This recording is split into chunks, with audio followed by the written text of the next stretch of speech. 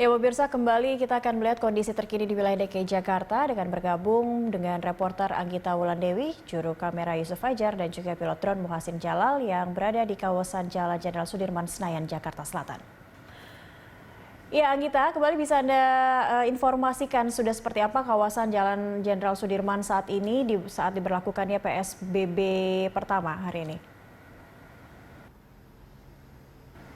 Iya, Cakri, hari pertama diberlakukannya PSBB, kita langsung saja melihat beginilah kawasan di salah satu ruas jalan utama Jakarta, yaitu Jalan Jenderal Sudirman. Terlihat jalan masih sangat lengang, memang masih ada sejumlah kendaraan yang melintas, baik itu kendaraan roda 4 maupun roda 2, dan juga angkutan massal yaitu bus Transjakarta. Memang pemerintah provinsi tidak melarang warga untuk meniadakan sama sekali kegiatan, namun mengimbau agar masyarakat tidak berpergian keluar rumah jika tidak ada keperluan yang mendesak. Dan untuk transportasi juga ini tidak dibatasi atau tidak diberlakukan penutupan akses keluar masuk wilayah DKI Jakarta. Namun memang pemerintah membatasi jumlah penumpang dalam transportasi, baik itu untuk kendaraan umum maupun kendaraan pribadi, di mana untuk penumpang kendaraan pribadi dan juga kendaraan umum ini dibatasi hanya 50%. Begitupun juga diterapkan terhadap penumpang angkutan bus Transjakarta, MRT, LRT, dan juga kereta komuter lain, dan juga penumpang untuk kendaraan pribadi roda 4. Untuk PSBB ini sendiri yang akan diterapkan selama 14 hari atau sampai 23 April, dan pemerintah nantinya akan melihat kondisi jika memang suasana masih belum kondusif dari pandemi COVID-19 ini, maka bisa jadi PSBB ini akan diperpanjang. Sebelumnya dalam pernyataannya kemarin atau tadi malam, Gubernur DKI Jakarta Anies Baswedan mengatakan semua fasilitas umum ini akan ditutup selama pembatasan sosial berskala besar diberlakukan.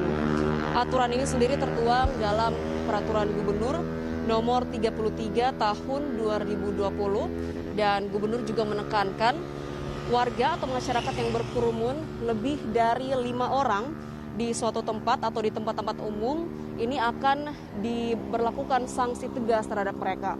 Pencegahan warga untuk tidak berkumpul lebih dari 5 orang dalam suatu tempat ini dilakukan untuk memutus mata rantai penyebaran COVID-19, di mana DKI Jakarta saat ini menjadi epicentrum penyebaran COVID-19. Cakri. Iya Anggita, kalau kita lihat meskipun nampak lengang namun masih banyak kendaraan roda 4, roda 2, bahkan pengguna sepeda begitu yang masih melintas di kawasan Sudirman, khususnya di kawasan Senayan.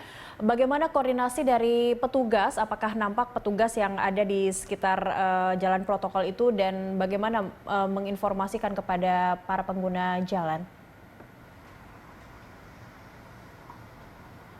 Iya, Cakri, memang ketika kami dalam perjalanan ke sini di kawasan Jalan Jenderal Sudirman, tidak ada pengawalan khusus yang dilakukan oleh aparat kepolisian.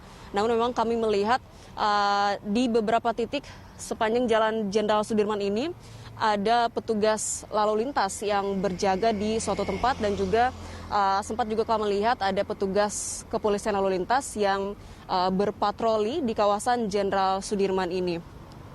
Terkait dengan hal yang akan dilakukan oleh aparat keamanan selama penerapan PSBB ini, polisi telah berkoordinasi dengan pemerintah Provinsi DKI Jakarta dan juga dengan TNI untuk menjamin kelancaran kegiatan masyarakat selama PSBB di Jakarta. Di antaranya adalah tidak dilakukan penutupan jalan di DKI Jakarta, di mana sempat beredar informasi yang menyebutkan bahwa akan ada penutupan akses keluar masuk Jakarta selama PSBB, namun hal itu dibantah oleh Polda Metro Jaya, di mana kepolisian menegaskan tidak akan menerapkan sistem penutupan jalan yang menjadi akses masuk dan keluar Jakarta. Pembatasan moda transportasi sendiri mengacu pada pembatasan jumlah penumpang untuk transportasi umum dan juga transportasi pribadi. Sementara itu aturan lainnya adalah pengendara motor pribadi dan juga ojek online ini tidak boleh berboncengan, dan khusus untuk transportasi ojek online ini dilarang untuk mengangkut penumpang.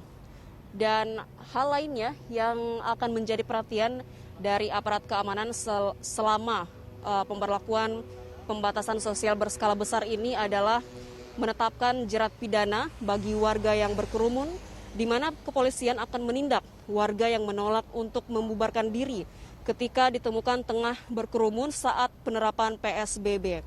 Pemprov DKI sendiri sudah melarang warga untuk berkerumun lebih dari 5 orang di ruang publik, dan nantinya jika ditemukan ada kerumunan lebih dari 5 orang di tempat umum, maka polisi akan terlebih dahulu menerapkan upaya persuasif. Namun jika sudah diberikan teguran dan masyarakat masih tidak mengikuti aturan dari pemerintah tersebut, maka akan dilakukan tindakan tegas dengan pemberlakuan pidana. Cakri.